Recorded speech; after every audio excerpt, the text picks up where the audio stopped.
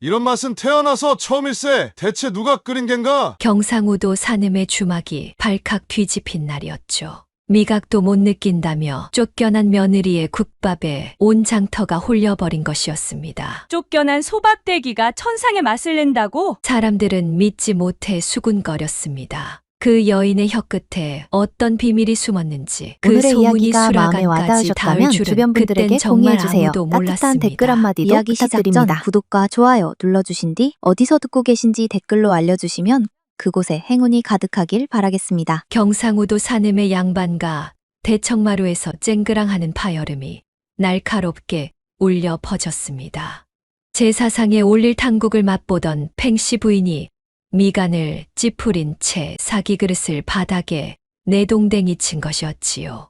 뜨거운 국물이 사방으로 튀어오르는 와중에 팽씨 부인은 며느리 아설의 어깨를 거칠게 밀쳐냈습니다.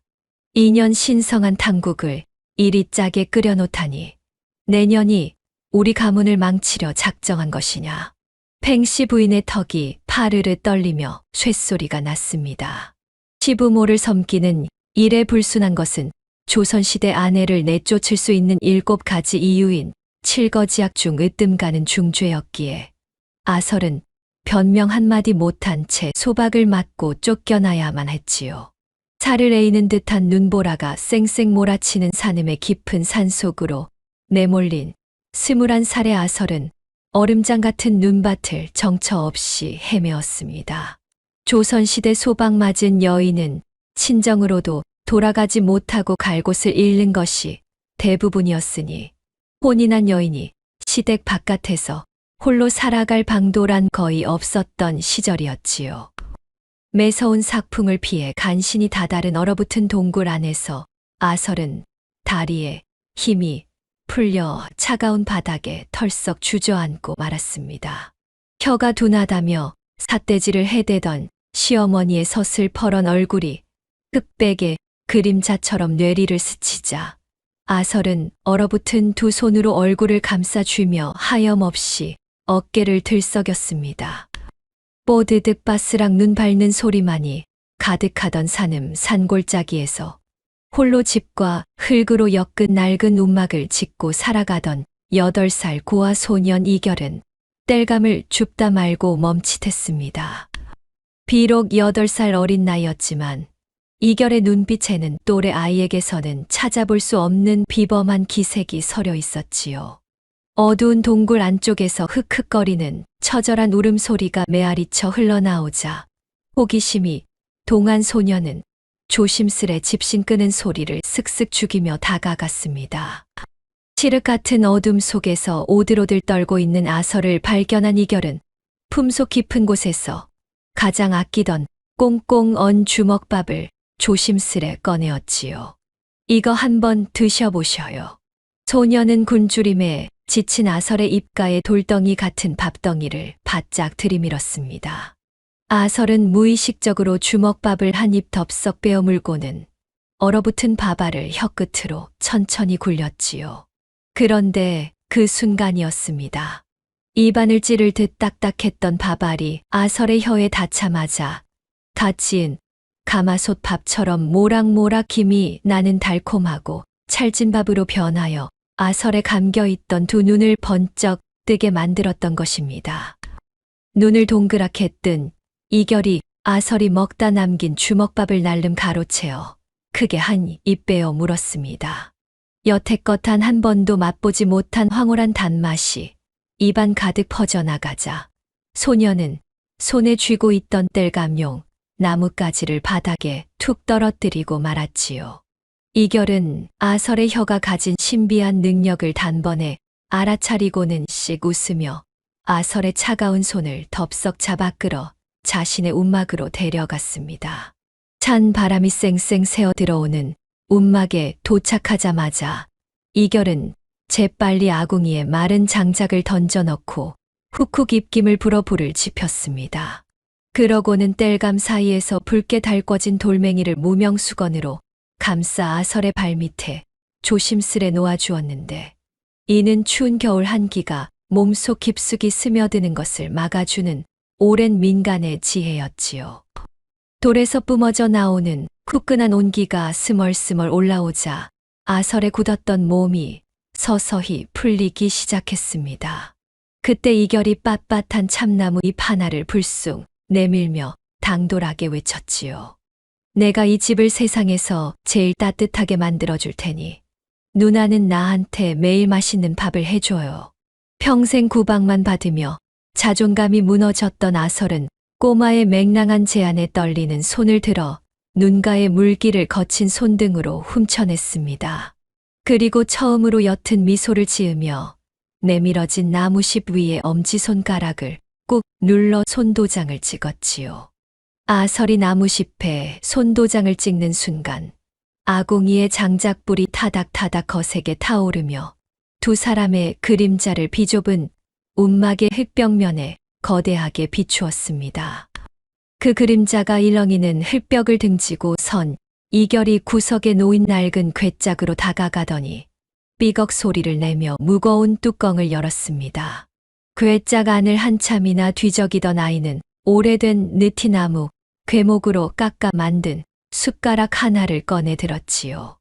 이결은 그것이 깊은 산속 산신령이 쓰던 신령스러운 물건이라며 아설의 얼음장같이 차가운 손에 꼭 쥐어주었고 그녀의 불안한 눈을 보며 몰래 한쪽 눈을 찡긋 감아 보였습니다. 아설은 아이가 쥐어준 숟가락을 조심스레 받아들고는 짙은 의심이 서린 눈빛으로 거칠게 파인 나무의 질감을 엄지손가락으로 쓱쓱 문질러 보았지요.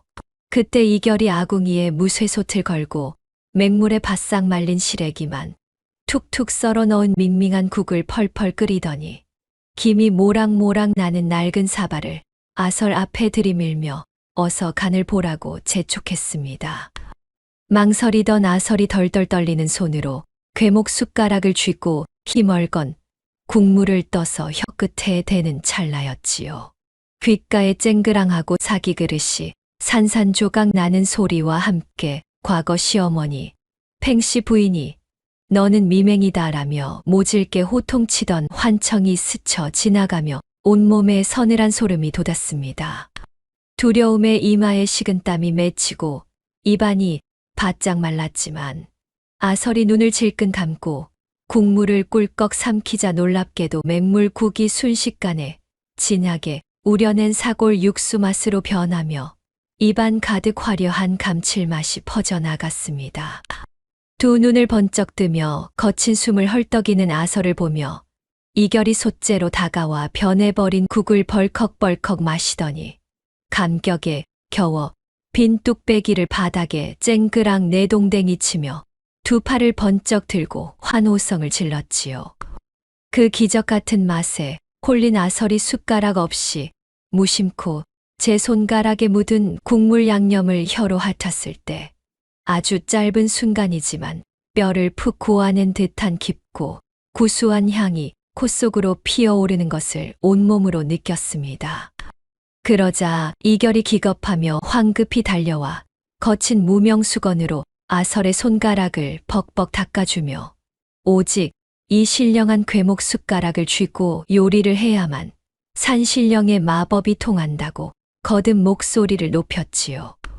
그날 이후 아설은 궤목 숟가락 없이는 맛을 볼 수 없다는 믿음을 스스로 마음 깊숙이 굳혀버렸습니다. 사실 그 짧은 순간 손가락에서도 맛이 살아났던 기억은 어느새 흐릿하게 잊혀졌고 아설에게 숟가락은 이제 목숨보다 소중한 물건이 되어버렸지요. 다음 날 동이 트자마자 이결은 널따란 나무 판자에 시꺼먼 숯덩이로 아설 국밥이라는 글자를 투박하게 적어 움막 입구 밧줄에 척 매달았습니다. 그리고 경상도 산음 장터로 이어지는 길목에 위치한 움막 앞마당에 커다란 멍석을 깔고 부뚜막을 정비하여 제법 번듯한 주막의 형태를 갖추었지요. 조선시대 장터 길목의 주막은 보찜을 지고 수십 리 험한 고갯길을 걷는 상인들에게는 잠시 숨을 고르는 쉼터이자 소나 돼지의 부산물을 푹 고아낸 뜨끈한 국밥 한 그릇으로 지친 속을 달래며 장터의 새로운 소문을 나누는 중요한 소통의 장이었습니다. 특히 우시장이 크게 열리는 산음 장터로 향하는 길목에는 새벽부터 집신을 끄는 바스락 소리와 짐바리말의 목에 걸린 방울 소리가 딸랑딸랑 끊이지 않았지요. 마침 그 앞을 지나가던 보찜장수 3명이 삐딱하게 매달린 허름한 간판을 보고 콧방귀를 뀌며 비웃더니 가장 싼 국밥 3그릇을 내오라며 오래된 평상 위에 털썩 주저앉았습니다. 손님들의 거친 목소리와 짙은 땀 냄새에 아설의 좁은 어깨가 바짝 움츠러들었지만 그녀는 두 손으로 신비한 궤목 숟가락을 꼭 쥐고 펄펄 끓는 가마솥 앞에서 가슴을 크게 부풀리며 깊은 심호흡을 한 뒤 뜨거운 첫 국밥을 정성스레 푹푹 퍼담았지요. 아설이 덜덜 떨리는 손으로 국밥이 담긴 뚝배기를 보찜장수들의 밥상 위에 올려놓았습니다. 투박한 뚝배기 안에서 펄펄 끓어오르는 국물이 뽀얀 김을 뿜어내며 진득한 고기 냄새를 흩뿌렸습니다. 삐딱하게 앉아있던 덩치 큰 보찜장수가 미심쩍은 눈초리로 국물을 한 숟갈 푹 떠서 입속으로 밀어 넣었지요. 우물거리며 맛을 보던 사내의 눈썹이 꿈틀거리더니 벼란간 두 눈을 부리부리하게 번쩍 뜨고는 쥐고 있던 수저를 바닥에 툭 떨어뜨렸습니다. 옆에 두 사내가 놀라기도 전에 그는 수저를 주울 생각도 않고 뚝배기째 부여잡고 벌컥벌컥 국물을 들이켰지요. 그 기세에 압도된 일행도 서둘러 숟가락을 놀려 허겁지겁 국밥을 퍼 넣기 시작했고 입천장이 데이는 것도 잊은 채 땀을 뻘뻘 흘리며 바닥까지 싹싹 핥아 먹었으며 빈 뚝배기를 탁 내려놓은 3명의 보찜장수는 거친 숨을 몰아쉬었습니다. 그러더니 그들은 보따리를 뒤적여 반짝이는 은전 하나를 상 위에 올려두고는 신들린 손맛에 감복했다는 듯 엎드려 아설에게 넙죽 큰 절을 올렸지요. 귀하디 귀한 은전을 받은 아설이 어안이 벙벙하여 돌부처처럼 굳어있는 사이 새 사내가 보찜을 동여매고는 산음 장터 곳곳을 미친 듯이 뛰어다니며 기막힌 국밥이 나타났다고 목청을 높여 떠들어대기 시작했습니다. 그들의 우렁찬 외침이 퍼져나가자 5일장에 온 수많은 백성들이 하던 일을 멈추고 몰려들기 시작했지요. 조선시대 5일장은 닷새마다 열려 각지의 산물이 모이고 정보가 교환되는 거대한 유통의 중심지였으며 장터 국밥은 싼 값에 허기진 배를 든든하게 채워주는 훌륭한 영양식이자 고단한 삶의 위로를 건네는 음식이었기에 소문은 들불처럼 맹렬하게 번져나갔습니다. 해진 집신을 끌고 앞다투어 달려온 백성들이 주막 앞으로 끝이 보이지 않게 줄을 서며 순식간에 북새통을 이루었고 흙먼지가 뽀얗게 일어나는 가운데 여기저기서 뱃속이 꼬르륵거리는 소리와 침을 꼴깍 삼키는 소리가 요란하게 끊이지 않았습니다. 엄청난 인파의 파도에 넋을 잃고 커다란 솥단지만 멍하니 바라보는 아설을 대신하여 한 구석에 있던 어린 이결이 쪼르르 달려나와 흙바닥에 굴러다니는 나뭇가지들을 한 움큼 주워들었습니다. 아이는 줄을 선 낯선 손님들에게 다가가 번호표, 사마 나뭇가지를 하나씩 나눠주며 어른들 틈에서 능청스럽게 호객 행위를 시작했지요. 이 막대기를 놓치면 평생 가슴을 치고 후회할 천하제일의 맛을 잃게 되니 두 손으로 꽉 쥐고 계셔요. 아이가 낭낭한 목소리로 외치자 굳은 표정으로 지루한 차례를 기다리던 팍팍한 삶의 손님들은 그 앙증맞은 모습에 배를 잡고 껄껄 웃으며 앞다투어 나뭇가지를 받아 쥐었습니다. 밀려드는 주문에 뚝배기를 닫고 육수를 붓느라 아설의 이마에는 땀방울이 맺히고 손목이 시큰거렸지만 펄펄 끓는 가마솥 앞에서 국자를 젓는 그녀의 입가에는 고단함 대신 옅은 미소가 번졌습니다. 모락모락 김이 나는 국밥을 받아 든 사람들이 평상에 걸터앉아 후후 불어가며 고기를 씹고 환하게 웃는 모습을 바라보던 아설은 가슴 속 깊은 곳에서 뜨거운 무언가가 울컥 차오르는 것을 느꼈지요. 그녀는 숟가루가 묻은 앞치마로 태어나 처음 흘려보는 벅찬 기쁨의 눈물을 꾹꾹 훔쳐냈고 빈 뚝배기를 내려놓은 백성들이 배를 두드리며 입을 모아 소리쳤습니다. 이 국밥집이야말로 죽은 사람도 벌떡 일어나게 할 천상의 맛집이로다. 사람들이 엄지를 치켜 세우자 신이 난 이결이 얼른 숯덩이를 주워 들고 뛰어갔습니다.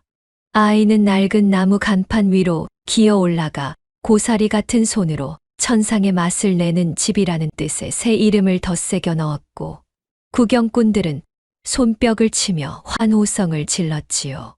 주막 앞이 축제판처럼 달아오르던 그때 빛깔 고운 도포를 입고 거들먹거리는 지역 토호 양반 서너시 험악한 하인들을 앞세우고 나타났습니다.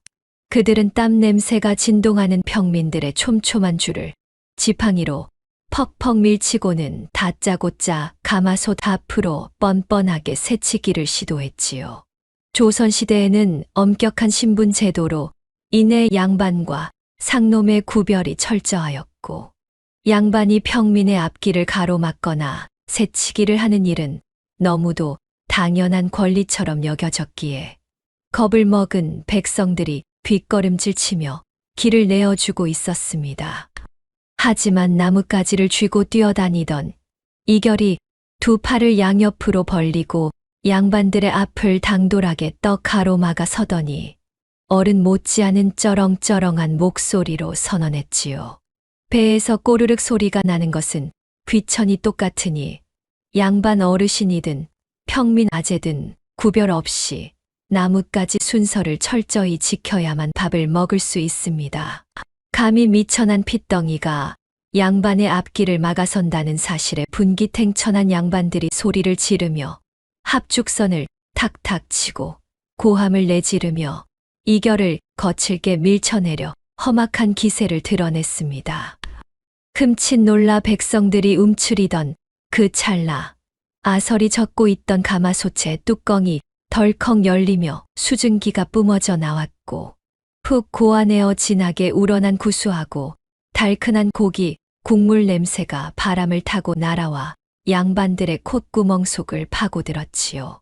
그 치명적인 냄새에 이성을 잃은 양반들의 뱃속에서 꼬르륵 소리가 요란하게 진동하자 그들은 치켜들었던 지팡이와 부채를 스르르 내리더니 민망한 듯 헛기침을 큼큼 내뱉고는 양반의 체면도 잊은 채 얌전히 평민들이 늘어선 줄에 맨 뒤로 걸어가서 조용히 서는 기이한 풍경이 연출되었습니다. 한편 장터 한 구석에서 삐걱거리는 가마를 타고 옷가락지 등 장신구를 번쩍이며 지나가던 팽씨 부인은 평소라면 얼씬도 하지 않을 허름한 주막 앞에 백성들과 양반들이 뒤섞여 끝이 보이지 않게 늘어선 해괴한 줄을 발견하고는 미간을 찌푸렸습니다. 콧대를 높이며 스쳐 지나치려던 그녀는 묘하게 풍겨오는 진한 국밥 냄새와 사람들의 웅성거림에 호기심을 이기지 못하고 옷가락지를 낀 손으로 은장도가 달린 지팡이를 뻗어 땀을 흘리는 가마꾼의 어깨를 툭 건드리며 멈추라고 날카로운 목소리로 지시했지요. 가마가 땅에 쿵 소리를 내며 내려앉자 팽씨 부인은 가마창 너머로 자수 부채를 펼쳐 주름진 얼굴을 가린 채 소란스러운 주막 안쪽에 북적이는 풍경을 매의 발톱처럼 매서운 눈초리로 엿보기 시작했습니다. 그녀의 차가운 시선이 뿌연 수증기가 피어오르는 가마솥 주변을 훑어내 중 뜨거운 불길 앞에서 분주하게 움직이는 한 여인의 깡마른 뒷모습에 탁 꽂히고 말았습니다. 낡은 치마를 질끈 동여매고 억척스럽게 뚝배기에 펄펄 끓는 국을 퍼 담던 여인이 숨을 고르려 고개를 돌려 거친 손등으로 이마에 맺힌 땀을 닦아내는 그 짧은 찰나 너무나도 나칫고 처연한 얼굴 윤곽을 확인한 팽씨 부인의 두 눈동자가 도저히 믿을 수 없다는 듯 팽창하며 목구멍으로 숨을 헉 들이켰지요. 자신이 엽전 한 푼, 쌀알 한 톨 주지 않고 한겨울 찬 바람 속으로 비참하게 내쫓았던 며느리. 아설이 굶어 죽기는커녕 보란 듯이 펄펄 살아서 온 장터 사람들의 칭송을 받으며 장사를 하고 있다는 끔찍한 사실에 경악한 나머지 팽씨 부인의 손에 들린 부채가 파르르 떨리며 땅바닥에 툭 떨어졌습니다. 땅바닥에 툭 떨어진 자수 부채를 비단 가죽신으로 지식인 팽씨 부인은 씩씩거리며 경상도 산음 장터의 주막거리를 빠져나왔습니다. 칠흑 같은 어둠이 깔리고 자정 무렵이 되자 그녀는 건장한 사내종 넷을 대동하고 아설의 주막 뒷마당으로 은밀하게 스며들었지요. 사내들의 등짝에는 굵은 새끼줄로 묶인 볏짚 가마니가 지워져 있었는데 걸음을 옮길 때마다 삭삭 사각거리는 마찰음을 내는 것은 다름 아닌 굵은 소금이었습니다. 본래 조선시대에는 국가에서 염전을 엄격하게 통제하고 나라에서 직접 독점하여 관리할 정도로 소금을 귀중한 전략 물자로 다루었으나 팽씨 부인은 오로지 며느리의 장사를 망치겠다는 도끼 하나로 곳간에 쌓아둔 그 귀한 소금 새 가마니를 몽땅 끌어내어 온 것이었지요. 사방이 고요한 가운데 삐걱거리는 살인문을 열고 들어간 하인들은 팽씨 부인의 손짓에 따라 커다란 무쇠 솥뚜껑을 들어 올렸습니다. 그녀가 턱짓으로 명령을 내리자 하인들은 집 가마니를 풀어헤치고 엄청난 양의 굵은 소금을 솥 안으로 쏟아부었고 쏴악 하는 거친 소리와 함께 뽀얀 소금, 폭포가 고깃 국물 속으로 가라앉았습니다. 무려 3가마니나 되는 귀한 소금을 들이부은 팽씨 부인은 흉측하게 솟아오른 허연 소금 더미를 내려다보며 붉은 입꼬리를 비틀어 올리고는 어둠 속으로 자취를 감추었지요. 다음 날 새벽 축축한 안개가 깔린 마당으로 나온 아설은 여느 때처럼 아궁이에 불을 지필 준비를 서둘렀습니다.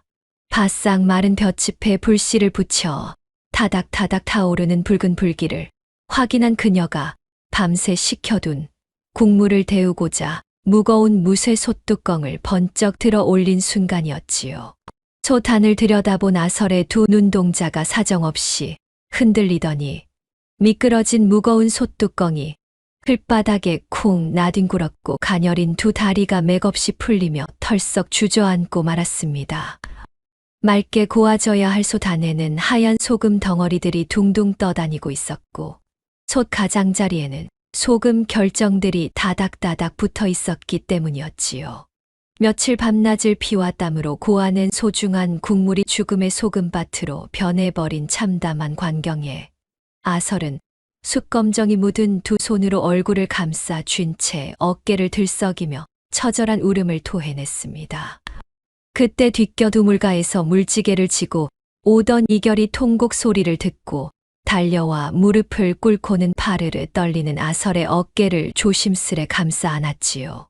솥 안의 끔찍한 꼴을 확인한 이결의 눈썹이 한 차례 꿈틀했으나 이내 품속에서 오래된 괴목 숟가락을 꺼내어 아설의 차가운 손에 단단히 쥐어주며 낮고 차분한 목소리로 다독였습니다.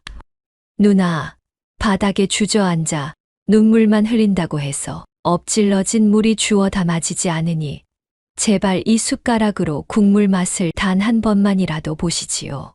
아설은 핏발이 붉게 선 두 눈으로 이결을 올려다보았지만 흔들림 없는 결연한 눈빛에 고개를 끄덕이고는 양손으로 숟가락을 움켜쥐었습니다. 소금 더미 사이로 배어나온 뽀얀 국물을 퍼 올린 아설은 소태처럼 짤 것이라 짐작하며 두 눈을 질끈 감고 미지근한 국물을 꿀꺽 삼켰지요.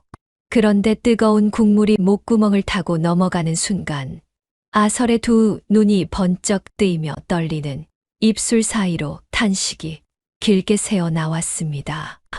혀를 찌를 듯한 지독한 짠맛은 온데간데 없이 사라지고 펄떡이는 동해 바다의 거친 생명력을 고스란히 응축해 놓은 듯한 진한 해물 감칠맛이 입안 전체를 거대한 폭풍처럼 휘감아 버렸기 때문이었지요. 밤새 솥 안에 머물던 엄청난 양의 소금 기운이 돼지뼈의 퀴퀴한 누린내를 완벽하게 집어삼키고 은은한 단맛까지 남김없이 끌어올려 천상의 육수로 기적처럼 탈바꿈해 있었던 것입니다. 아설이 숟가락을 바닥에 툭 떨어뜨리며 멍하니 솥을 바라보자 호기심이 동한 이결이 얼른 국물을 듬뿍 떠서 제 입으로 가져갔습니다. 조심스레 맛을 본 이결은 제 허벅지를 찰싹 내리치며 마당 한가운데서 덩실덩실 어깨춤을 추었고 폭발하는 기쁨을 주체하지 못한 채 아궁이로 달려가 굵은 장작개비를 부러뜨려 넣으며 매섭게 불길을 살려냈습니다. 시뻘겋게 타오르는 맹렬한 불길이 무쇠솥 바닥을 핥아 올리자 얼마 지나지 않아 보글보글 끓어오르는 소리와 함께 장터 사람들의 넋을 쏙 빼놓을 구수하고 시원한 냄새가 사방으로 짙게 퍼져나갔지요. 아침 해가 경상도 산음 장터의 차가운 아침 공기를 가르며 떠오르자마자 오묘하게 코끝을 자극하는 냄새에 홀린 손님들이 아설의 주막으로 구름대처럼 몰려들었습니다. 김이 모락모락 피어오르는 뜨거운 뚝배기를 받아든 첫 손님이 국물을 훌쩍 떠먹고는 눈을 번쩍 뜨며 무릎을 탁 쳤고 그 옆에 앉은 덩치 큰 보부상 사내도 대접제 두 손으로 감싸 쥐고 벌컥벌컥 들이마시더니 캬 하는 짙은 탄성을 허공에 내질렀지요. 이보시오들, 이 기막힌 국물 맛이 참으로 예사롭지 않소. 마치 펄떡이는 동해 바다를 통째로 마신 것 같이 속이 뻥 뚫리고 식도가 뜨뜻해지는구려. 평상에 옹기종기 둘러앉은 손님들은 밥알 한 톨 남기지 않고 뚝배기 바닥을 싹싹 긁어 비워냈고 달그락 소리와 사람들의 호탕한 웃음소리가 좁은 주막 마당을 가득 채웠습니다. 바로 그때 멀찌감치 떨어진 주막거리 모퉁이에는 화려한 비단 치마를 입고 옥색 쓰개 치마를 푹 눌러 쓴 팽씨 부인이 나무 기둥 뒤에 숨어 이 모든 광경을 지켜보고 있었지요. 아설이 짜디짠 솥에 국물을 내놓고 격분한 손님들에게 쫓겨나는 꼴을 기대하고 염탐하러 온 팽씨 부인은 사람들이 환호성을 지르며 엽전을 던져놓는 광경을 마주하자 이마에 시퍼런 핏대가 서며 뻣뻣해지는 뒷목을 두 손으로 꽉 부여잡았습니다. 도저히 현실을 믿을 수 없었던 그녀는 쓰개치마 자락을 찢어질 듯 움켜쥔 채 거친 쇳소리가 나는 숨을 몰아쉬며 당장 주막 마당 한가운데로 쳐들어갔지요. 아침을 먹으러 모여든 사람들을 거칠게 어깨로 밀치며 성큼성큼 걸어온 팽씨 부인은 일그러진 얼굴로 구석의 빈 평상에 털썩 주저앉더니 엽전 몇 잎을 나무 상판 위에 콱 내리치며 당장 가장 뜨거운 국밥 한 그릇을 내오라 악을 썼습니다. 펄펄 끓는 솥 앞에서 이마에 땀을 뻘뻘 흘리며 뚝배기에 국을 푸던 아설은 시어머니의 서슬퍼런 등장에 어깨를 움찔했으나 이내 피가 나도록 입술을 꽉 깨물고는 묵묵히 뚝배기에 밥을 토렴하여 팽씨 부인의 밥상 앞에 툭 내려놓았지요. 부글부글 끓어오르는 뽀얀 국밥을 잡아먹을 듯 쏘아보던 팽씨 부인은 숟가락으로 국물을 한가득 퍼올린 뒤 후 불지도 않고 끓는 국물을 그대로 입안에 거칠게 밀어 넣었습니다. 그러나 다음 순간 팽씨 부인의 부릅뜬 두 눈동자가 사시나무 떨리듯 파르르 요동치기 시작했고 숟가락을 꽉 쥔 손등에는 시퍼런 핏줄이 툭 붉어져 나왔지요. 자신이 간밤에 악독한 마음을 품고 들이부었던 그 무식한 양의 소금이 오히려 고기의 역한 누린내를 깨끗이 삼켜버리고 바다의 깊고 웅장한 맛을 찬란하게 피워내어 평생 경상도 제1의 요리집들을 전전하며 맛보았던 그 어떤 진미보다도 훌륭한 천상의 국물 맛을 완성해 버린 것을 똑똑히 깨달아 버린 것이었습니다. 자신이 아설의 숨통을 끊어놓으려던 행동이 오히려 아설의 등에 눈부신 날개를 달아주었다는 굴욕감에 팽씨 부인은 가슴 깊은 곳에서 끓어오르는 분노를 주체하지 못하고 손에 쥐고 있던 단단한 나무 숟가락을 우지끈 소리가 나도록 반 토막으로 꺾어버렸지요. 부러진 숟가락 조각이 밥상 위로 툭 떨어지는 소리와 함께 이성을 완전히 잃어버린 팽씨 부인은 시근덕거리는 거친 숨을 내뱉으며 자리에서 벌떡 일어났고 눈앞에 놓여있던 조그만 옹기 양념 단지 속에 굵은 소금 한 줌을 덥석 움켜쥐었습니다. 화가 머리끝까지 치솟아 앞뒤를 분별하지 못한 그녀는 씩씩거리며 턱을 치켜들고는 그 거칠고 짜디짠 소금 덩어리를 제 입속으로 맹렬하게 털어넣고 말았지요. 소금을 삼킨 팽씨 부인의 얼굴이 불그락 푸르락 변하며 마당 한가운데서 캑캑거리기 시작했습니다. 입안을 꽉 채운 거칠고 짠 소금 덩어리들이 침과 섞여 녹아내리자 목구멍이 바싹 타들어가며 식도가 갈기갈기 찢어지는 듯한 극심한 갈증이 팽씨 부인의 전신을 덮쳤습니다. 캑캑거리며 가슴을 쥐어뜯던 그녀는 양반 가문 안방마님의 채통 따위는 내팽개친 채 붉어진 두 눈을 희번덕거리며 주막 마당 구석을 향해 우당탕탕 요란한 발소리를 내며 달려가기 시작했지요. 하얀 버선발을 감싼 비단 집신이 질척이는 흘바닥에 끌리며 뽀얀 먼지를 일으키는 것도 아랑곳하지 않은 채 그녀의 다급한 시선이 꽂힌 곳은 다름 아닌 주막 한편에 놓인 커다란 식수용 무랑알이었습니다. 터질 듯한 목통을 부여잡고 헉헉거리던 팽씨 부인은 고운 치맛자락이 흙탕물에 젖는 것도 모른 채 두 팔로 차가운 옹기 항아리를 덥석 끌어안고는 그 안으로 고개를 푹 쳐박았지요. 꿀떡꿀떡 거친 소리를 내며 얼음장 같은 냉수를 벌컥벌컥 들이켜는 꼴은 메마른 사막에서 오아시스를 만난 들짐승과도 같았고 입가로 흘러넘친 물이 비단 저고리를 축축하게 적시며 바닥으로 뚝뚝 떨어지는데도 도무지 멈출 줄을 몰랐습니다. 그 우스꽝스러운 꼴을 팔짱 낀 채 지켜보던 이결이 쯧쯧 혀를 차더니 부엌 한 구석에서 김을 모락모락 피우며 끓고 있던 무쇠솥으로 다가가 커다란 박 바가지에 누르스름하고 탁한 물을 가득 퍼 담았습니다. 이결은 젠걸음으로 다가가 아직도 항아리에 코를 박고 헐떡이는 팽씨 부인의 코앞으로 그 바가지를 쑥 들이밀었지요. 그것은 이결이 이른 아침부터 푹 삶아낸 녹두에서 진하게 우러나온 쌉싸름한 녹두물이었습니다. 옛 민간 의서의 기록에 따르면 녹두는 체내에 쌓인 100가지 독을 씻어내어 풀어주는 해독 작용이 매우 뛰어났으며 특히 짠 소금기를 한꺼번에 삼켜 가슴에 불같은 열독이 올랐을 때 그 독기를 차갑게 다스리고 속을 편안히 가라앉혀주는 탁월한 약재로 널리 쓰였으니 이결은 숨이 넘어갈 듯한 팽씨 부인에게 알맞고 지혜로운 처방을 내린 것이었습니다.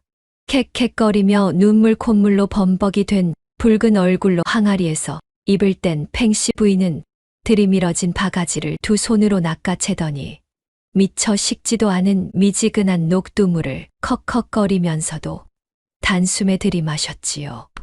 구수하고 쌉싸름한 녹두물이 식도를 타고 내려가며 뱃속을 무섭게 들끓게 하던 지독한 짠맛을 겨우 진정시키자 그제야 제정신이 돌아온 팽씨 부인의 얼굴이 수치심과 모멸감으로 벌겋게 달아올랐습니다. 뚝뚝 떨어지는 턱 밑의 물기를 소매로 거칠게 훔쳐내며 고개를 돌린 그녀는 주변 평상에 앉아 훌쩍거리며 국밥을 먹던 평민들이 킥킥거리며 자신을 향해 손가락질하는 것을 알아채고는 파르르 떨리는 손을 들어 올려 아서를 향해 매섭게 겨누었지요. 내 인연 내 기필코 내년이 끓여낸 이 요망한 국밥의 비법을 낱낱이 파헤쳐 알아내고야 말 것이다. 도끼가 서려 갈라진 쇳소리로 악다구니를 쓴 팽씨 부인은 바닥에 뒹구는 비단 쓰개치마를 주워 흙먼지도 털지 않고 뒤집어 쓰고는 사냥개에게 쫓기는 고라니처럼 헐레벌떡 주막 문 밖으로 주랭랑을 쳤습니다. 흙먼지를 요란하게 일으키며 도망치는 팽씨 부인의 뒷모습을 보며 피코 웃음을 치던 이결이 곁에 굳어선 아설의 하얀 앞치마 자락을 슬쩍 잡아당기며 특유의 능청스러운 표정으로 장난스럽게 입을 열었습니다. 아주머니, 저 표독스러운 마님이 또 염탐하러 찾아오시면 그땐 아예 솥단지를 열어 녹두물 2바가지를 덮어서 안겨드리면 됩니다. 그 넉살 좋고 장난기 가득한 농담에 바짝 긴장했던 어깨를 스르르 늘어뜨린 아설이 풋하고 맑은 웃음을 터뜨렸고 폭풍이 휩쓸고 간 듯 어수선했던 주막 마당에는 다시금 무쇠솥이 보글보글 끓어오르는 정겨운 소리만이 평화롭게 울려 퍼졌지요. 어느덧 붉은 해가 산등성이 너머로 저물어가고 서쪽 하늘이 짙은 자줏빛 노을로 물들어가며 경상도 산음 장터의 후미진 주막에도 저녁 장사를 알리는 누런 호롱불이 처마 밑으로 하나둘 틱틱 소리를 내며 켜질 무렵이었습니다. 낡아 빠져 끊어질 듯한 집신을 클바닥에 질기게 끌며 척척 다가온 사내 하나가 주막 한가운데 덩그러니 노인 삐걱거리는 나무 평상 위에 어깨를 축 늘어뜨린 채 털썩 주저앉았지요. 허름한 무명배 옷을 대충 걸치고 낡아 빠진 갈대 삿갓을 푹 눌렀어 얼굴을 가린 중년의 사내는 탁하고 갈라져 지친 기색이 역력한 목소리로 아설을 향해 뜨끈한 국밥 한 그릇을 내어달라 낮게 주문했습니다. 겉보기에는 장터 구석에서 하루 벌어먹고 사는 남루한 평민 사내 같았으나 삿갓챙 아래로 번뜩이는 매서운 눈빛과 곧게 펴진 등허리는 결코 예사로운 저작거리 백성의 것이 아니었지요. 정체불명인 이 사내의 진짜 이름은 고직으로 놀랍게도 구중궁궐 가장 깊은 곳에 자리한 수라간에서 임금의 밥상을 총괄하는 최고 권위의 대령 숙수였습니다. 조선시대 궁중의 수라간 숙수들은 대대로 그 직분이 세습되며 임금의 옥체를 매일의 음식으로 보위하는 막중한 책임을 짊어진 궁중 요리의 최고 장인들이었으며 고직은 최근 겹치는 정무에 지쳐 입맛을 잃으신 임금의 수라에 올릴 새롭고 진귀한 식재료와 인재를 찾기 위해 신분을 철저히 숨긴 채 경상도 장터 곳곳을 샅샅이 염탐하고 있던 중이었지요. 하지만 매일같이 한치의 오차도 없는 완벽한 수라를 올려야 한다는 극심한 중압감은 짐독처럼 그의 몸과 마음을 갉아먹었고 급기야 요리사에게 목숨보다 중요한 미각마저 점점 잃어가며 혀끝이 차가운 돌덩이처럼 감각을 잃어가는 끔찍한 병에 걸려 하루하루를 위태롭게 버티고 있었습니다. 고직은 이제 소금의 짠맛이나 장의 깊은 맛조차 제대로 느끼지 못하는 자신의 감각을 잃어버린 혀를 비통하게 한탄하며 아설이 내어온 거친 뚝배기에서 모락모락 피어오르는 뽀얀 국물을 낡은 나무 숟가락으로 푹 떠서 입속으로 멍하니 밀어 넣었지요. 뜨거운 고기 국물이 둔감해진 혀끝에 닿아 메마른 식도를 타고 꿀떡 넘어가는 바로 그 찰나의 순간이었습니다. 초점을 잃고 죽어있던 고직의 두 눈동자가 벼락이라도 맞은 것처럼 화들짝 놀라며 커다랗게 팽창하더니 짐승의 가죽처럼 딱딱하게 굳어있던 그의 주름진 안면 근육이 주체할 수 없는 힘에 이끌려 파르르 떨리기 시작했지요. 그것은 그가 수십 년 전 처음으로 무거운 무쇠칼을 쥐고 불 앞에서 요리를 배우며 혀끝으로 짜릿하게 느꼈던 생명력 넘치는 감칠맛이었으며 영영 감각을 잃고 죽어버린 줄만 알았던 그의 혀 세포 하나하나를 날카로운 은바늘로 찌르듯 번쩍 깨워내는 기적과도 같은 충격이었습니다. 코끝을 맴도는 진한 육향과 입안을 빈틈없이 가득 채우는 부드럽고 깊은 국물의 조화는 늪에 빠져 허우적대던 고직의 잃어버린 감각을 한순간 맹렬하게 흔들어 놓았지요.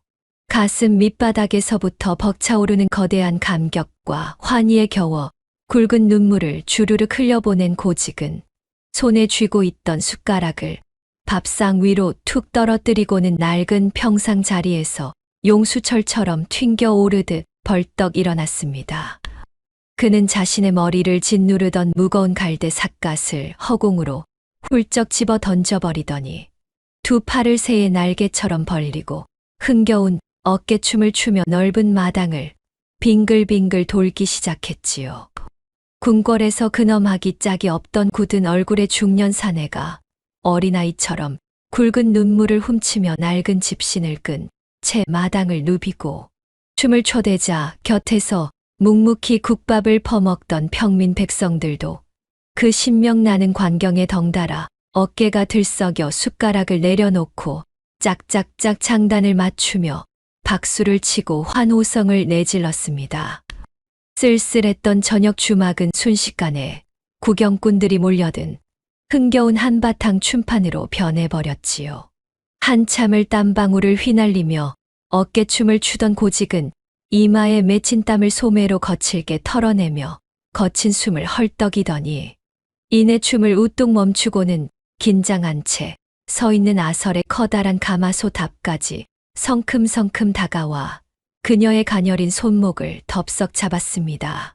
거칠고 두툼한 사내의 소나귀에 여린 손목이 덥석 붙잡힌 아설이 어깨를 굳히며 뒤로 물러서자 고직은 쥐고 있던 손을 조심스럽게 놓아주며 넓은 가슴품 안으로 불쑥 오른손을 집어넣었습니다. 웅성거리던 사람들의 시선이 쏠린 가운데 고직이 품속에 무언가를 꺼내어 번쩍 들어 올리자 타닥타닥 타들어가는 붉은 횃불 아래서 쨍하고 날카로운 은빛을 튕겨내는 은패 하나가 묵직하게 들려 있었지요. 그 은패의 표면에는 조선 제1의 왕실 부엌인 수라간을 책임지는 최고 숙수임을 증명하는 위엄 넘치는 궁궐의 문양이 아주 깊고 선명하게 파여 있었습니다. 번쩍이는 은패의 차가운 빛깔을 정면으로 마주한 백성들은 일순간 숨을 헉하고 들이마시더니 들고 있던 나무 숟가락과 낡은 그릇을 탁탁 소리가 나도록 바닥에 내려놓고는 차가운 흙바닥 위로 털썩털썩 무릎을 꿇었습니다. 한양의 깊은 궁궐에서 내려온 지체 높은 관리를 알아보자마자 일제히 이마를 땅바닥에 대고 온몸을 바들바들 떨며 엎드렸지요. 밤바람에 마른 모래알이 스르르 굴러가는 소리가 들릴 만큼 고요해진 마당에서 고직은 엎드린 백성들 사이로 꼿꼿하게 서서 오직 가마솥 앞에 아설만을 뚫어지게 바라보았습니다.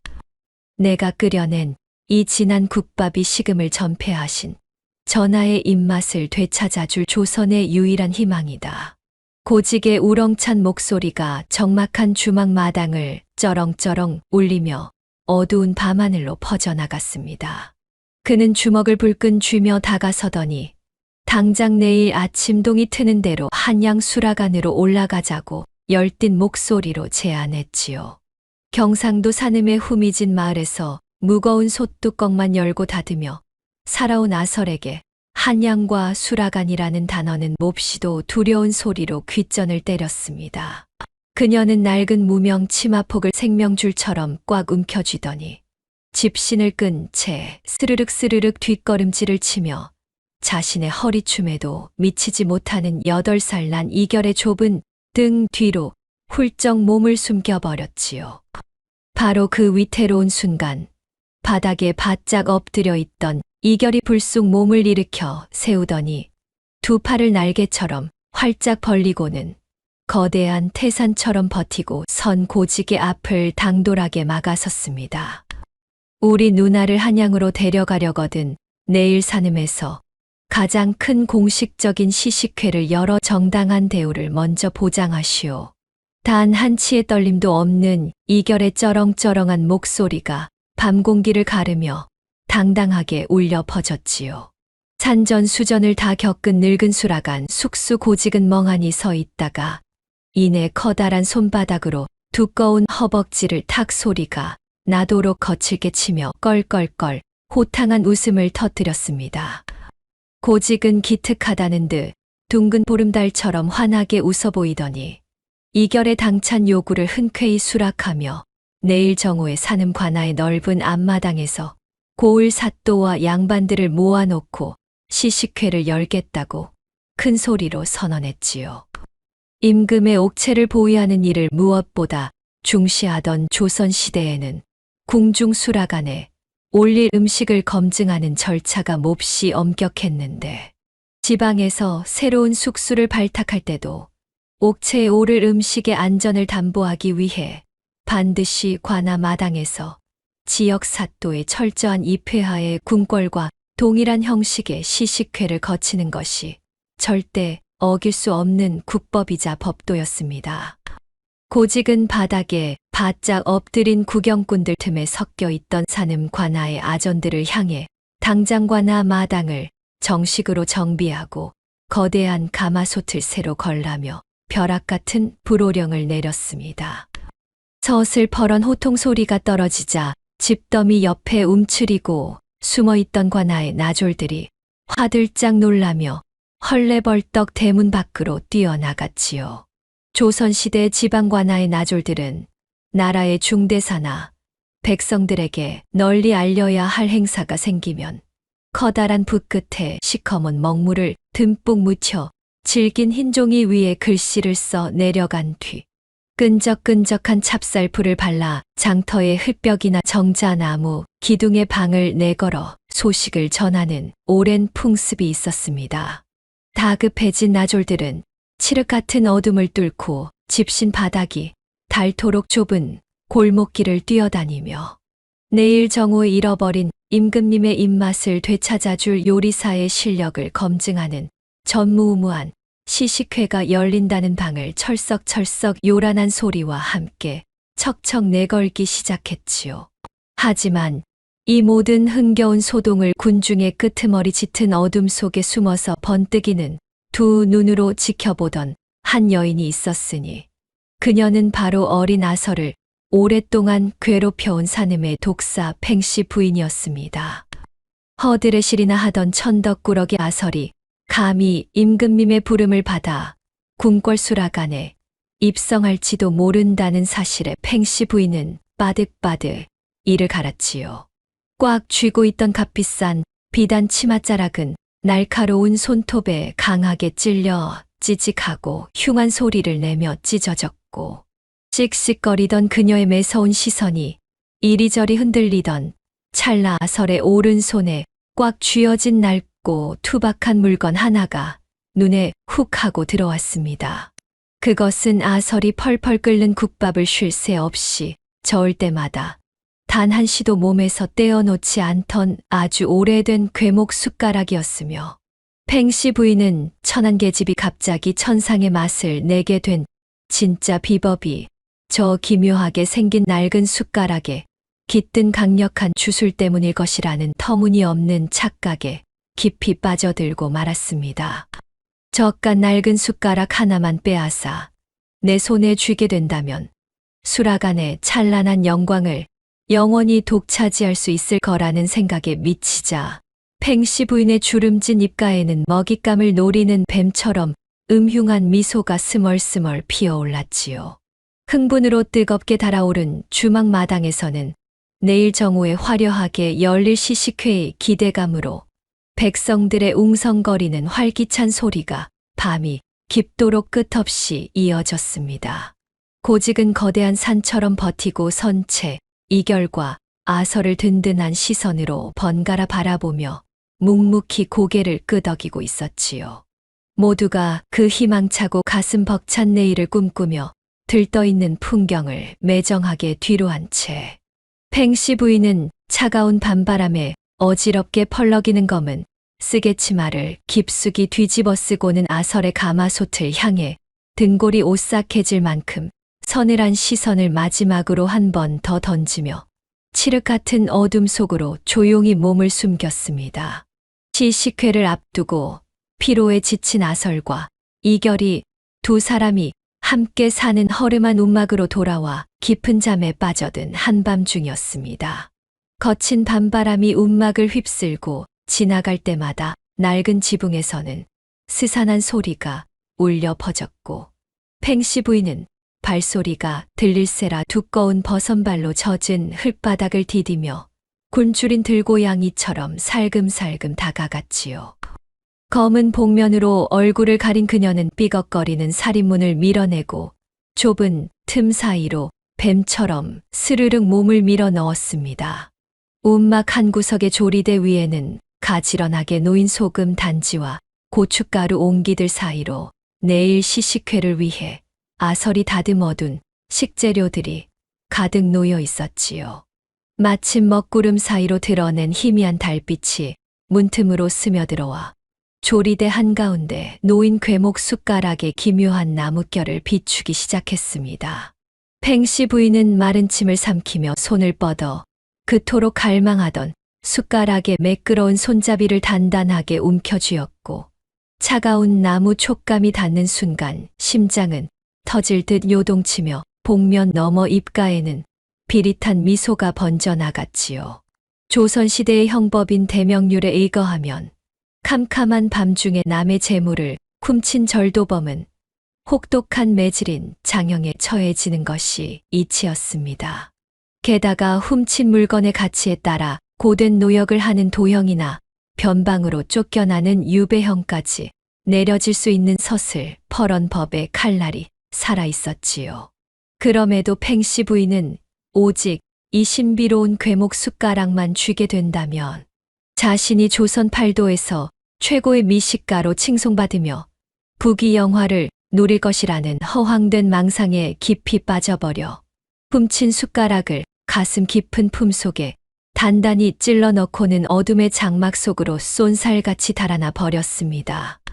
다음 날 아침 산새들이 지저귀는 맑은 소리가 새벽 안개를 뚫고 메아리 치자 시식회 준비를 위해 일찍 눈을 뜬 아설이 부스스한 얼굴로 밖으로 나왔습니다. 그녀는 물동이에서 찬물을 떠다 얼굴을 비비며 마음을 다잡았고 소매를 걷어붙인 채 익숙한 발걸음으로 조리대 앞으로 다가갔지요. 묵직한 도마와 칼을 챙기기 위해 허공을 더듬거리던 아설의 손가락이 가지런히 놓인 소금 단지 옆으로 뻗었지만 언제나 놓여 있어야 할 궤목 숟가락의 매끄러운 촉감이 찾아지지 않자 손놀림은 허둥지둥 빨라졌습니다. 그러다 그만 소매자락이 소금 단지를 툭 치고 말았고 와그르르 하는 굴러가는 소리에 이어 소금이 흙바닥 위로 우수수 쏟아져 내렸지요. 순간 등골을 타고 오르는 불길한 예감에 휩싸인 아설은 떨리는 손으로 부싯돌을 쳐서 호롱불을 밝혔고 흔들리는 불빛 아래로 텅 비어버린 숟가락의 빈자리를 확인하자마자 온몸에 피가 차갑게 얼어붙으며 날카로운 비명이 터져 나오고 말았습니다.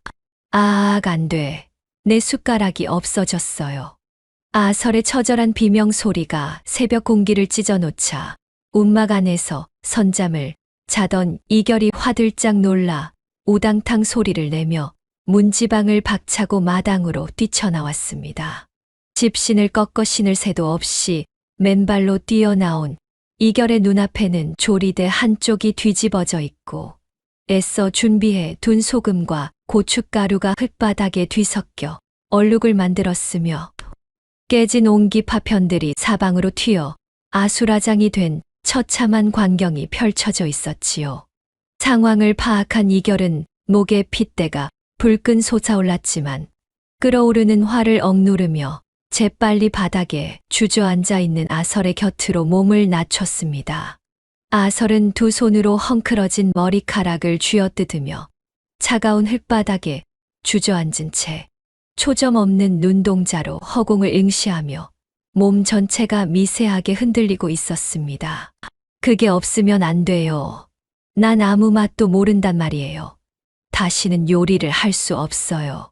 그녀의 입술은 하얗게 질려 있었고 가슴을 쥐어뜯으며 내뱉는 숨소리는 고장난 풀무처럼 메마른 쇳소리가 섞여 나왔지요.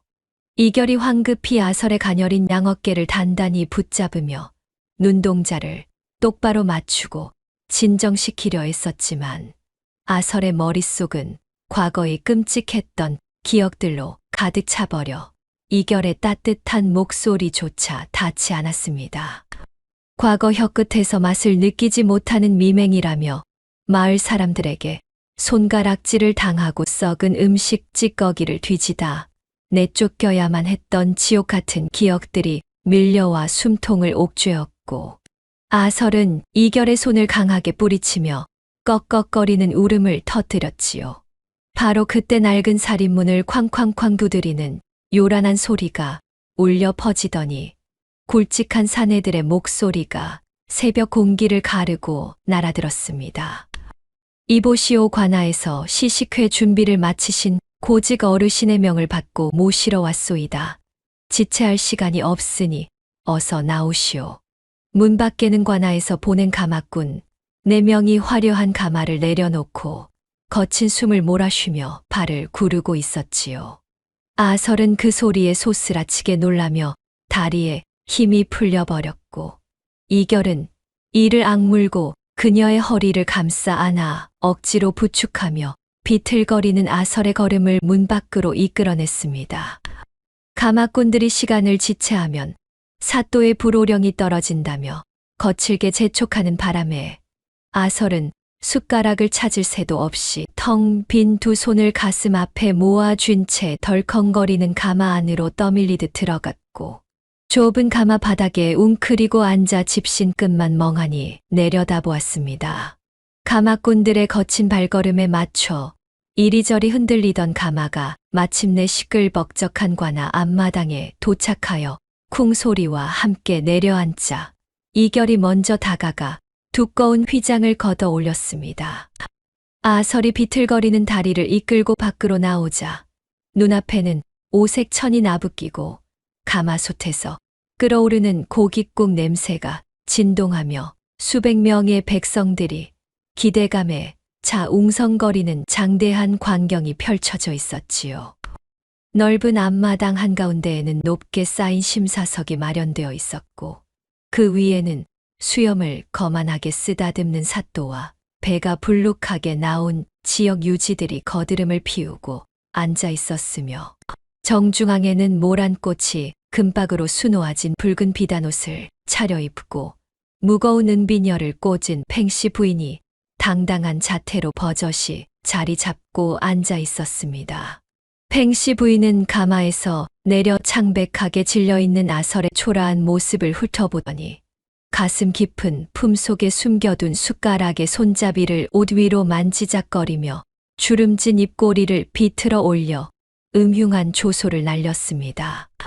아설은 그 시선에 숨이 턱 막히며 비틀거리는 걸음으로 조리대 앞으로 걸어갔고 도마 끝을 부여잡고서야 간신히 서 있을 수 있었지요. 시식회 시작을 알리는 북소리가 관아 앞마당을 뒤흔들며 둥둥둥 하고 하늘 높이 울려 퍼졌고 아설의 앞에는 텅 빈 도마와 흙이 채 가시지 않은 무며 배추 따위의 식재료만이 그녀의 깊은 절망을 비웃기라도 하듯 덩그러니 놓여 있었습니다. 그 묵직하고도 장엄한 북의 가죽 울림이 경상도 산음 관아의 흙마당을 넘어 저 멀리 객사 지붕까지 쩌렁쩌렁하게 퍼져나갔습니다. 조선 궁중에서는 임금의 수라나 중대한 진연을 올릴 때 이처럼 북을 3번 울려 하늘과 땅에 정갈하고 흠 없는 음식을 바치겠다는 맹세를 고하는 엄격한 절차가 있었는데 고직은 바로 그 신성한 궁중의 법도를 빌려 오늘 시식회의 시작을 공식적으로 천명한 것이었지요. 그의 매서운 눈빛이 좌중을 한 바퀴 훑어 내리자 장내를 가득 채우던 웅성거림이 일순간 찬물이라도 끼얹은 듯 잦아들었고 오직 처마 끝에 매달린 노쇠 풍경만이 짤랑거리며 서늘한 가을바람을 알릴 뿐이었습니다. 사또를 비롯하여 산음 일대에서 내로라 하는 지역 유지들은 벌써부터 입안에 고이는 침을 꿀꺽 삼키며 엉덩이를 들썩거렸고 상체를 앞쪽으로 바짝 기울이며 한껏 기대에 부풀어 있었지요. 하지만 정작 도마 앞에 홀로 선 아설의 상태는 처참하기 그지없었는데 간을 볼 때마다 혀끝에 감각을 불어넣어 주던 그 숟가락이 없으니 눈앞에 놓인 무와 배추는 아무런 맛도 냄새도 나지 않는 둔탁한 돌덩이나 다름없이 느껴졌습니다. 손을 허공에 뻗어보았지만 차마 식재료를 더듬지도 못한 채 손가락만 오그라들었고 핏기가 싹 가신 창백한 뺨 위로는 굵은 눈물방울만이 턱을 타고 뚝뚝 떨어져 차가운 나무 도마 위를 얼룩덜룩하게 적시고 있었지요. 그 위태롭고 가여운 꼴을 지켜보던 팽씨 부인이 기어이 참지 못하고 자리에서 벌떡 일어났는데 무거운 비단 치맛자락이 스치는 소리가 정적을 찍고 날카롭게 울렸습니다. 간도 볼 줄 모르는 미맹인 며느리, 년이 어찌 제 힘으로 국물을 우려낸단 말이냐. 그녀는 코웃음을 멸시하듯 크게 치며 가슴팍에 품은 숟가락을 과시라도 하듯 손바닥으로 툭툭 두드렸고 그 비아냥거리는 목소리에 사또와 유지들의 얼굴에도 일순간 짙은 의혹의 그림자가 스치며 수군거리는 소리가 밀려오기 시작했지요. 아설은 그 조롱 섞인 말에 가슴을 후벼 파는 듯한 서늘한 고통을 느끼며 다리에 힘이 풀려 흙바닥으로 주저앉으려 하던 찰나였습니다. 구경꾼들 사이를 비집고 자박자박 젠걸음으로 뛰어온 이결이 단숨에 조리대 앞까지 걸어 나왔습니다. 그는 주위 양반들의 따가운 시선 따위는 아랑곳하지 않은 채 얼음장처럼 차갑게 식어 파랗게 질려버린 아설의 두 손을 자신의 굳은 살 박인 양손으로 꽉 부여잡았지요. 이결의 묵직하고 다정한 온기가 아설의 손마디에 스며들자 한껏 움츠러들었던 어깨가 움찔하고 튀어올랐고 천천히 고개를 들어 올린 그녀의 붉어진 시선 끝에는 티 없이 맑게 미소 짓는 이결의 얼굴이 자리하고 있었습니다. 이결은 주변 사람들이 도저히 듣지 못하도록 몸을 바짝 밀착하더니 아설의 귓가에 대고 낮고 부드러운 목소리로 조심스레 속삭였지요. 누나, 사실 그 숟가락은 그냥 뒷산에 굴러다니던 평범한 나무 토막이야. 그 충격적인 한마디에 아설의 동공이 거친 지진이라도 난 듯 쉴 새 없이 흔들렸고 도저히 믿을 수 없다는 듯 숨을 헐떡이며 이결의 두 눈을 뚫어지라 쳐다보았습니다. 이결은 아설의 뺨에 묻은 눈물을 거친 무명 소매로 꾹꾹 눌러 닦아주며 과거 낡은 붓두막 앞에서 아설이 손가락에 묻은 가진 양념을 무심코 핥았을 때 맛이 살아났던 그날의 일화를 차분히 상기시켰지요. 시어머니의 모진 구박 속에서 요리에 대한 자신감을 잃고 미맹이라는 지독한 마음의 병까지 얻은 아설을 위해 이결이 뒷산에서 주운 볼품없는 나무 토막을 밤새 깎아 마법의 도구인 양속였다는 참으로 따뜻하고도 슬픈 전말이 마침내 밝혀지는 순간이었습니다. 진실을 들은 아설은 긴 침묵 속에 입술을 달싹이다. 이내 두 눈을 감았고 오랫동안 자신을 짓누르던 무거운 쇳덩이가 가슴에서 스르륵 미끄러져 내리는 듯한 감각을 온몸으로 느꼈지요. 이결의 따뜻한 거짓말이 없었다면 자신은 눈 속에서 이미 모든 것을 포기해버렸을 것이라는 사실을 그제야 마음 깊은 곳으로 천천히 받아들이며 뜨거운 눈물 한 방울을 조용히 흘려보냈습니다. 이결은 꽉 쥐고 있던 손을 천천히 놓으며 이번에는 관아 마당에 모인 모든 이의 고막을 때릴 듯이 목청껏 외쳤습니다. 기적을 만든 건 숟가락이 아니라 나를 위해 따뜻하고 맛있는 밥을 해주고 싶었던 누나의 진심과 원래 가진 천부적인 재능이었어. 그 쩌렁쩌렁한 사내의 외침이 관아의 낡은 기와 담벼락을 타고 메아리 치자 장내를 가득 채우던 조롱과 수군거림이 거짓말처럼 멎어버렸습니다. 아설은 두 눈을 지그시 감고 가슴 깊은 곳까지 닿도록 숨을 들이마셨는데 코끝으로 차가운 흘내음과 다듬어지지 않은 풋풋한 채소의 향기가 혈관을 타고 찌릿하게 스며드는 것을 느꼈지요. 다시 번쩍 눈을 뜬 순간 늘 잿빛으로 탁하게만 보이던 조리대 위의 식재료들이 마치 자욱한 안개가 거치듯 선명하고 다채로운 색깔을 띠며 아설의 시야로 쏟아져 들어왔습니다. 갓 캐낸 무의 하얀 속살, 배추 밑동의 싱그러운 연두빛, 광주리에 수북이 쌓인 마늘의 알싸한 황금빛이 살아 숨 쉬듯 꿈틀거렸고 그녀의 오른손은 머리가 명령을 내리기도 전에 저절로 허공을 갈라 가장 먼저 무의 굵은 기둥을 덥석 움켜쥐었지요. 완전히 각성한 아설은 손등으로 눈가에 엉겨붙은 축축한 물기를 거칠게 문질러 닦아내고는 걸리적거리는 낡은 저고리 소매를 팔뚝 위로 단단히 걷어붙였습니다. 숟가락이라는 거짓된 족쇄를 완전히 벗어던진 그녀는 일말의 망설임조차 없이 맨손으로 식재료를 집어들어 거침없이 다듬기 시작했지요. 탁탁탁 무거운 무쇠 칼이 도마 위를 스치며 내는 경쾌한 파열음이 심장 박동처럼 빠르게 울려 퍼졌고 사람의 눈으로 족기조차 버거울 만큼 신들린 듯한 칼질에 무와 배추가 순식간에 일정한 굵기로 썰려 나가며 은빛 칼날 위로 비산했습니다. 곧이어 펄펄 끓어오르는 가마솥 안으로 핏물을 뺀 선홍빛 양지머리와 큼직하게 숭어리 썬 채소들이 한치의 오차도 없이 차례대로 투입되었고 허공을 가르는 아설의 민첩한 손놀림은 마치 한 판의 아름다운 건물을 보는 듯 황홀하기 그지없었지요. 그 경이로운 광경을 지켜보던 고직과 사또는 완전히 넋을 잃고 말았습니다. 깐깐하게 치켜 올라가 있던 고직의 눈매는 찢어질 듯 커다랗게 벌어졌고 거드름을 피우며 수염을 쓸어내리던 사또는 턱이 가슴 밑까지 떡 벌어진 채 아설이 진한 육수를 우려내고 불순물을 걷어내는 그 일련의 과정을 숨죽여 지켜보았지요. 아궁이 속에 장작불이 맹렬하게 타오르며 타닥타닥 붉은 불꽃을 튀겼고 무거운 무쇠 솥뚜껑 틈새로 뽀얀 김이 하늘을 향해 거침없이 치솟아 오르기 시작했습니다.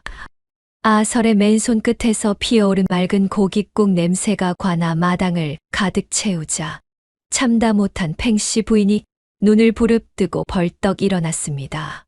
치맛자락을 거칠게 움켜쥔 팽씨 부인이 쿵쿵 발소리를 내며 관아 마당 한가운데로 뛰어들더니 꿈속에서 시커먼 궤목 숟가락을 허공을 향해 번쩍 치켜들었습니다. 어젯밤 아설의 부엌에서 훔쳐낸 저 숟가락만 있으면 자신도 천상의 맛을 낼 수 있다고 철석같이 믿은 그녀는 아궁이를 우격다짐으로 차지하고서 낡은 가마솥에 우물물을 콸콸 쏟아부었지요. 도마도 쓰지 않고 시든 배추거집과 흙투성이 무뿌리, 비린내가 진동하는 생선 대가리까지 솥 안으로 마구잡이로 집어던진 뒤 훔친 숟가락으로 미친 듯이 휘젓기 시작했습니다.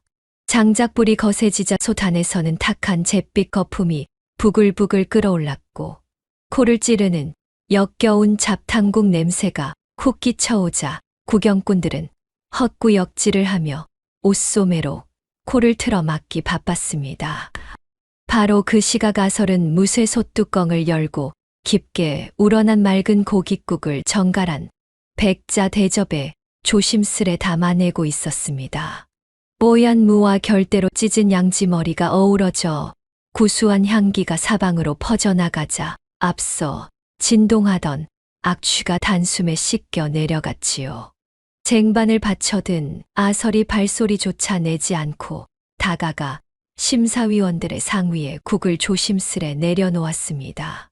덜덜 떨리는 손으로 은수저를 쥔 고직이 맑은 고깃국을 떠서 입안으로 밀어넣자마자 번쩍 뜨였던 두 눈이 파르르 떨리며 굳게 닫혔습니다. 짭조름하면서도 뼛속까지 시원하게 훑고 내려가는 그 육수의 맛은 아주 오래전 한양의 허름한 초가집에서 몸져 누운 어머니가 마지막으로 끓여주셨던 따스한 탕국의 맛과 소름 끼치도록 닮아 있었지요. 숟가락을 쥔 고직의 주름진 손등 위로 굵은 눈물방울이 툭툭 떨어졌고 그는 채통마저 잊은 채 아이처럼 어깨를 들썩이며 뜨거운 눈물을 쏟아냈습니다. 그토록 감동적인 찰나에 팽씨 부인이 펄펄 끓는 끔찍한 잡탕국을 사기 그릇에 퍼들고 쿵쾅쿵쾅 다가오더니 고직의 눈물 젖은 밥상 위로 쿵 소리가 나게 내리찍었습니다. 상포 위로 튀어나간 잿빛 국물 속에는 흐물흐물하게 짓무른 생선 눈알이 둥둥 떠다녔고 역겨운 악취가 훅 끼쳐 올라왔지요. 그녀는 허리에 손을 척 얹고서 훔친 궤목 숟가락을 흔들어대며 어서 맛을 보시라 교만한 미소를 지었습니다. 어머니의 품 같은 국밥 맛에 취해 있던 고직은 갑작스러운 악취에 미간을 잔뜩 찌푸리며 눈을 번쩍 떴습니다.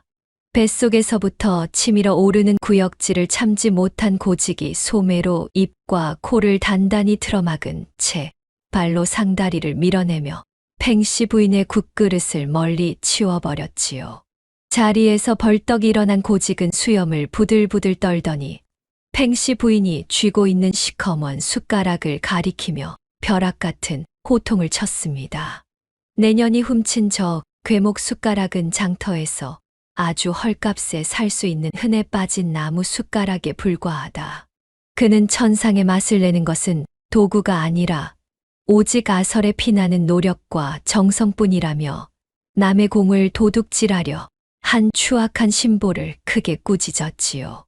분노에 찬 목소리가 쩌렁쩌렁 울리자 낯빛이 흙빛으로 변한 팽씨 부인은 숟가락을 바닥에 툭 떨어뜨리고 말았습니다. 곁에서 눈치만 보던 사또 역시 화들짝 놀라며 자리에서 일어나 고위 관리를 기만하고 물건을 훔친 저 간악한 여인네를 꼼짝 못하게 붙들라 명했습니다. 명령이 떨어지기가 무섭게 포졸들이 우르르 달려들어 팽씨 부인의 양팔을 단단히 붙잡아 꼼짝 못하게 제압하였지요.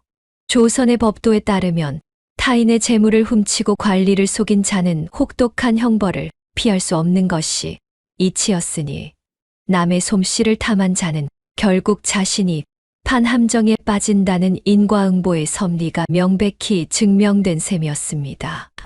사또가 곧바로 형틀을 대령하려 하자 화를 가라앉힌 고직이 사또의 곁으로 다가가 귓속말을 속닥거렸고 이를 들은 사또의 입가에는 짓궂은 미소가 번졌습니다.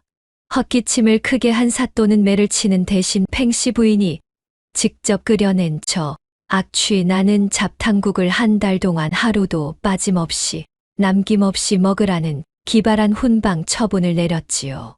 이는 물론 법 조문에는 없는 유머스러운 처분이었으나 자신의 행동이 낳은 결과를 직접 맛보게 한다는 점에서 자업자득의 이치를 뼈저리게 깨닫게 하는 조선 특유의 지혜로운 교화 방식이기도 했습니다. 그 판결을 들은 구경꾼들은 배를 움켜쥐고 박장대소를 터뜨렸고 관아마당은 순식간에 웃음바다로 변했지요.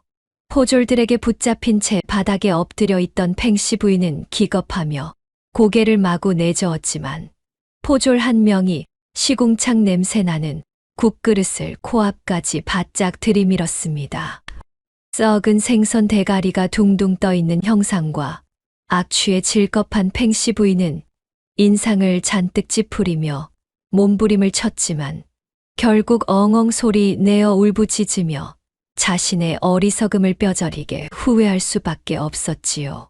소란이 잦아들자 고직은 흙먼지가 묻은 비단 도포 자락을 털지도 않은 채 아설의 앞으로 다가가 수백 명의 눈이 지켜보는 가운데 털썩 무릎을 굽혔습니다. 깐깐하기로 소문난 조정의 고위 관리가 한낱 쫓겨난 주모 앞에 무릎을 꿇는 전대미문의 광경에 관아 마당은 찬물을 끼얹은 듯 쥐죽은 듯 고요해졌지요. 간절함이 가득 담긴 눈빛으로 아설을 올려다본 고직은 자신과 함께 한양으로 올라가 준다면 대궐수락안의 가장 높은 수장 자리는 물론이고 평생을 먹고 살아도 남을 막대한 부귀 영화를 확실히 보장하겠노라며 당장 떠나자고 뜨겁게 청했습니다.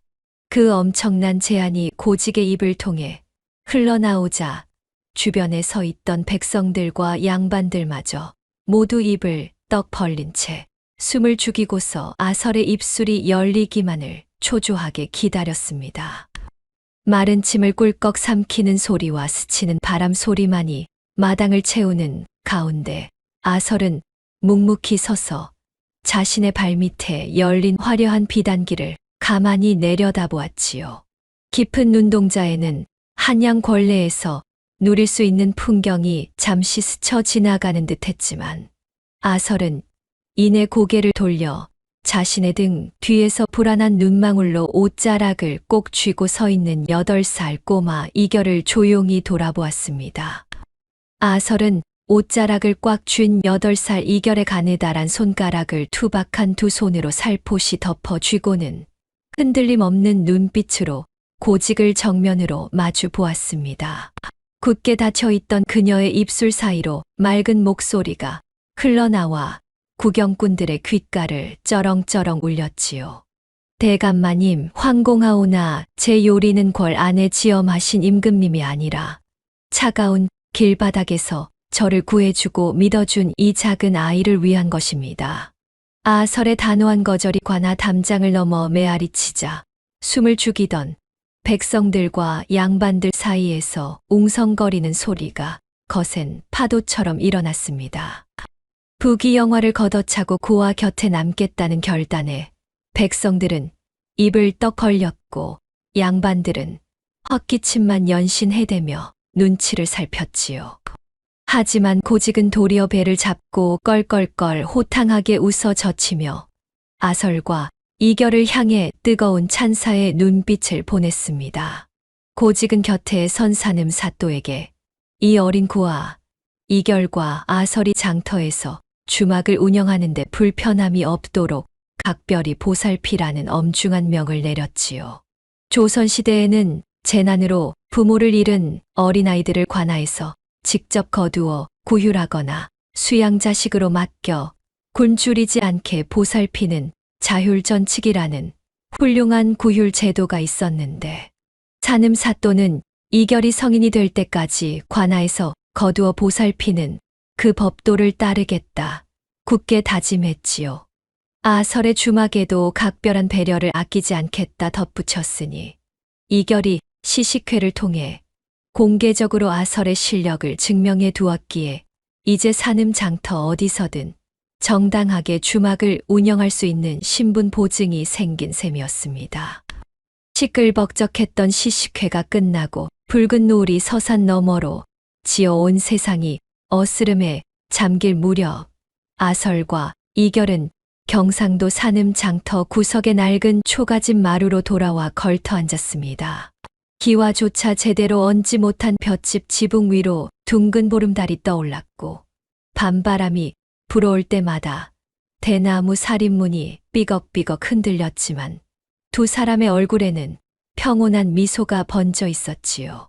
아설은 비좁은 붓두막으로 향하더니 무쇠 가마솥 밑에 장작불을 지피고 마른 솔가지가 타닥타닥 타들어가는 소리에 맞춰 국을 덮이기 시작했습니다. 깊은 육수 냄새가 차가운 밤 공기를 가르고 초가집 앞마당에 퍼져나가자 마루에 앉아 줄임배를 문지르던 8살 이결의 입가에는 군침이 고여 꼴깍꼴깍 침 넘어가는 소리가 선명하게 났지요. 아설은 펄펄 끓어오르는 맑은 국물을 투박한 나무 국자로 듬뿍 떠서 이가 빠진 낡은 사기 그릇에 퍼올렸고 모락모락 피어오르는 하얀 김 사이로 이마에 맺힌 땀방울이 달빛에 반짝였습니다. 뜨거운 그릇을 소중히 받쳐든 아설은 마루로 돌아와 이결의 곁에 털썩 주저앉더니 낡은 노숟가락으로 고깃국을 떠서 입으로 후후 불어식힌 뒤 이결의 입술 사이로 밀어 넣어 주었지요.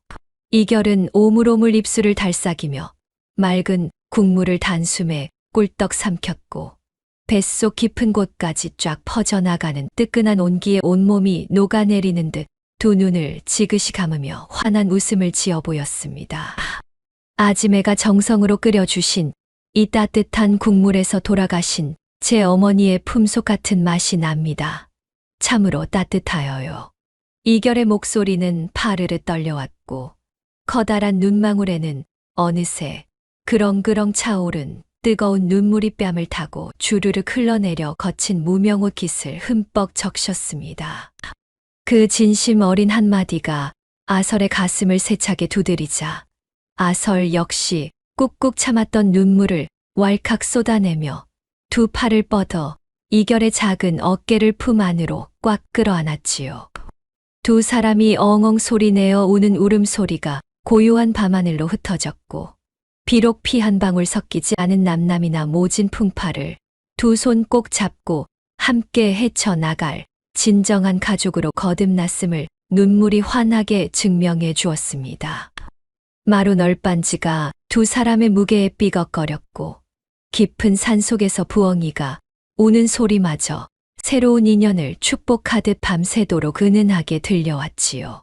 어느덧 차가운 겨울바람이 누그러지고 경상도 산음의 산자락에 봄빛이 스며들 무렵 아침마다 낡은 주막 앞에는 확연히 다른 활기찬 풍경이 펼쳐졌습니다.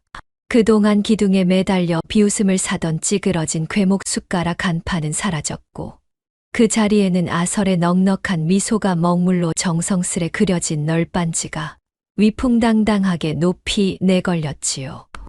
간판 위에는 아설 국밥이라는 네 글자가 큼지막하게 쓰여 있었으며 따사로운 아침 햇살이 부서져 내릴 때마다 지나가던 사람들의 발걸음이 약속이라도 한 듯 주막 마당으로 향했습니다. 커다란 무쇠 가마솥에서는 밤새 고아낸 고깃국이 펄펄 끓으며 구수한 냄새를 풍겨댔고 무명 차양 아래로 당장밥을 달라고 아우성치는 손님들의 왁자지껄한 소리가 아침 내내 끊이지 않았지요. 아설은 부뚜막 앞에 꼿꼿이 서서 이마에 맺힌 구슬땀을 소매로 훔쳐내며 콧노래를 흥얼거렸고 쉴 새 없이 국밥을 퍼서 사기 그릇에 담아내는 노련한 손놀림은 나비가 춤을 추듯 경쾌했습니다. 이결 역시 바짓가루를 단단히 동여매고 장터 마당을 날쌔게 누비며 손님들의 빈 그릇을 재빨리 치우고 물을 떠다 바치느라 이마에 땀방울이 마를 새가 없었지만 입가에는 벙글벙글 웃음꽃이 떠나지 않았지요. 손님들은 뜨끈한 국밥을 후루룩 후루룩 소리를 내어 단숨에 들이켜며 엄지를 치켜 세웠고 든든해진 배를 두드리며 환호성을 지르는 이들로 인해 마당은 발 디딜 틈조차 없었습니다. 이제 아설과 이결의 주막은 단순히 배를 채우는 밥집을 넘어 시린 세상을 팍팍하게 살아가는 장터 백성들의 꽁꽁언 마음까지 따뜻하게 녹여주는 산음 장터 최고의 명소로 굳건히 자리 잡게 되었습니다. 한편 아설의 주막에서 즐거운 웃음소리가 산음 장터를 채울 무렵 후미진 구석에 자리한 팽씨 부인의 기와집 앞에서는 한바탕 우스꽝스러운 소동이 벌어지고 있었습니다. 산음 관아의 지엄한 명을 받은 나졸들이 거친 집신을 질질 끌며 팽씨 부인의 대문 앞에 불쑥 들이닥치더니 어제 시식회에서 끔찍한 배탈을 유발했던 그 지독한 잡탕국 한 그릇을 부인의 코앞에 무자비하게 들이밀었지요. 코를 찌르는 시큼하고 역겨운 냄새가 확 풍겨오자 비단옷을 차려입고 마당에 서 있던 팽씨 부인은 헛구역질을 심하게 하며 펄쩍 뛰어올랐고 양손으로 코를 꽉 틀어막은 채 억울한 울상이 되어 흙바닥에 털썩 주저앉고 말았습니다. 아이고 내 팔자야, 어찌하여 양반인 내게 이런 시궁창 냄새가 진동하는 국물을 억지로 먹이려 드느냐. 당장 저리 치워라. 팽씨 부인이 치맛자락을 펄럭이며 발버둥을 치고 나졸들은 그 꼴을 보며 배를 쥐고 깔깔거리는 소리가 장터 바닥에 쩌렁쩌렁 울려 퍼졌습니다. 그동안 돈과 권력으로 사람들을 핍박하며 오만방자하게 굴었던 팽씨 부인이 결국 자신이 만든 독이 든 음식에 고통받으며 죗값을 치르는 꼴을 지켜보며 백성들은 10년 묵은 체증이 내려가는 듯 손뼉을 치며 통쾌한 웃음을 마구 터뜨렸지요. 아설과 이결은 주막마당에 나란히 서서 멀리서 들려오는 소동을 지켜보며 서로를 마주보고 티 없이 환하게 웃음 지었고 가마솥에서 뭉게뭉게 피어오르는 따뜻한 김방울들이 두 사람의 머리 위로 포근하게 내려앉으며 경상도 산음 장터의 하루는 그 어느 때보다 평화롭고 찬란하게 막을 내렸습니다.